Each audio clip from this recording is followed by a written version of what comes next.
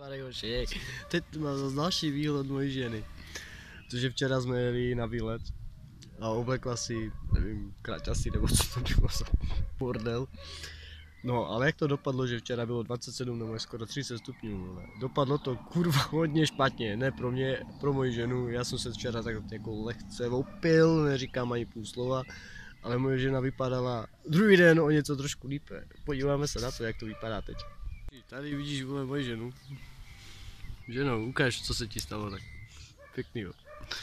Joši, moje žena, vole, jak se neumí opálit, vole. Tak to vidíš, vole. Tady to má bílý, vole, jak stěna, vole. Tady to má červený. A to už to mám zase bylo. Bolí to? Aspoň? Jo, bolí to. Co je? Já za to nemůžu. Škokotí hlava. Já se hoši zklamal, u dalšího videa, zatím se mějte, čau, čau.